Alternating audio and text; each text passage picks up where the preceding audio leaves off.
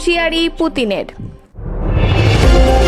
ট্রাম্পকে শান্তিতে নোবেল পুরস্কার দিতে পাকিস্তানের সুপারিশ।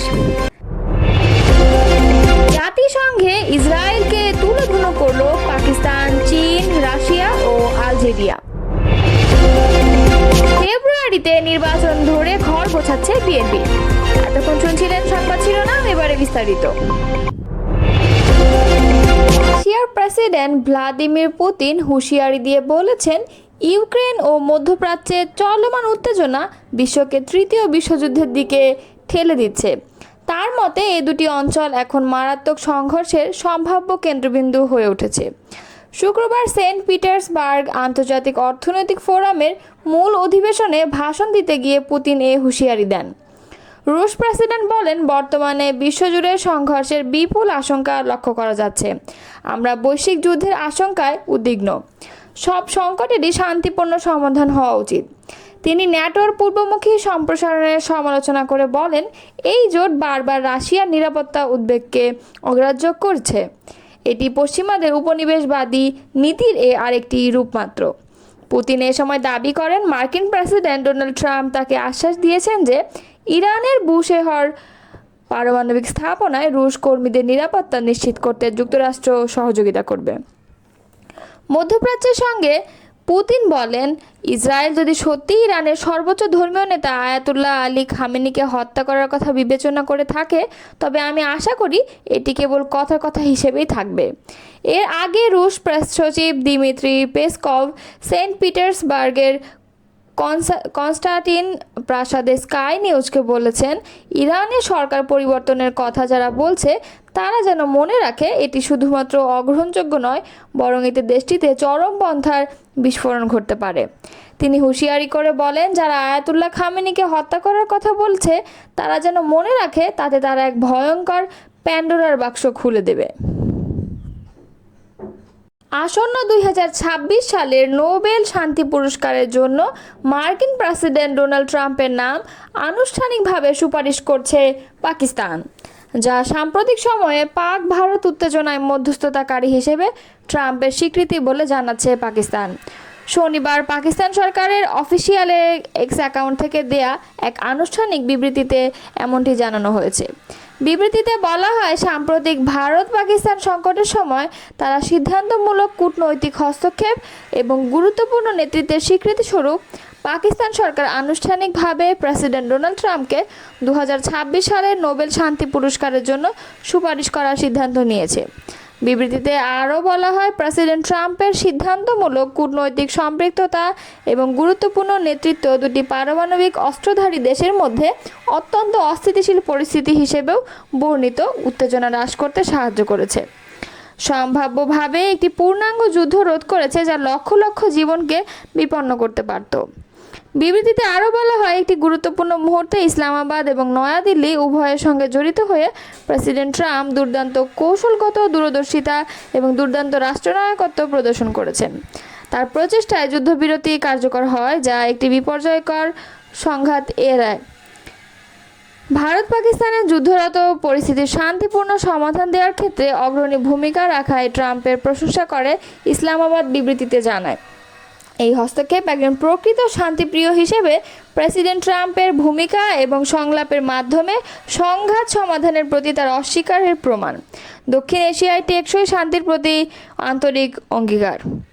এর আগে সম্প্রতি গণমাধ্যমের সঙ্গে আলাপচারিতায় নোবেল শান্তি পুরস্কার নিয়ে ট্রাম্প বলেন, পাকিস্তান ভারত যুদ্ধ বন্ধ করার জন্য আমাদের নোবেল পুরস্কার পাওয়া উচিত। আমরা এটি 4-5 বার পাওয়া উচিত ছিল, অথচ তারা এই পুরস্কার শুধুমাত্র উদারপন্থীদের দেয়, তারা আমাদেরকে এটি দেবে না। ট্রাম্পের এমন কথার কদিন পরই এবার নোবেল শান্তি পুরস্কারের জন্য ট্রাম্পের নাম আনুষ্ঠানিকভাবে প্রস্তাব করল পাকিস্তান। জাতিসংঘে ইসরায়েলকে কার্যত তুলোধুনো করেছে পাকিস্তান, চীন, রাশিয়া ও আলজেরিয়া। সংস্থাটির নিরাপত্তা পরিষদের এক জরুরি বৈঠকে ইরানের ওপর সামরিক আগ্রাসন নিয়ে ইসরায়েলের সমালোচনা করে দেশগুলো। এই 4টি দেশ হুঁশিয়ারি উচ্চারণ করে বলেছে, ইরানের ওপর এই হামলা পুরো অঞ্চলকে অস্থিতিশীল করে তুলতে পারে। শনিবার এই তথ্য জানিয়েছে সংবাদ মাধ্যম টিআরটি ওয়ার্ল্ড। সংবাদ মাধ্যমটি বলেছে, জাতিসংঘ নিরাপত্তা পরিষদের এক জরুরি বৈঠকে ইরানের উপর ইসরায়েলের সামরিক হামলার কঠোর সমালোচনা করেছে পাকিস্তান, চীন, রাশিয়া ও আলজেরিয়া। তারা সতর্ক করে বলেছে এই হামলা পুরো অঞ্চলকে অস্থিতিশীল করে তুলতে পারে এবং পারমাণবিক স্থাপনায় হামলার যে নজির তৈরি করা হয়েছে তা ভবিষ্যতের জন্য বিপজ্জনক। মূলত এই চারটি দেশের অনুরোধে জাতিসংঘ নিরাপত্তা পরিষদ এই বৈঠকে অনুষ্ঠিত করেছে। বৈঠকে রাশিয়ার রাষ্ট্রদূত ভ্যাসিলি নেবেনজিয়া বলেন, ইরানের শান্তিপূর্ণ বেসামরিক পারমাণবিক স্থাপনাগুলোকেও লক্ষ্যবস্তু বানানো হচ্ছে। এতে ভয়াবহ পারমাণবিক বিপর্যয়ের ঝুঁকি তৈরি হয়েছে। এমন স্থাপনায় হামলা চালানো যায় না। চীনের রাষ্ট্রদূত ফু কং বলেন, ইসরায়েলের এই হামলা আন্তর্জাতিক আইন ও আন্তর্জাতিক সম্পর্কের নিয়ম লঙ্ঘন করেছে।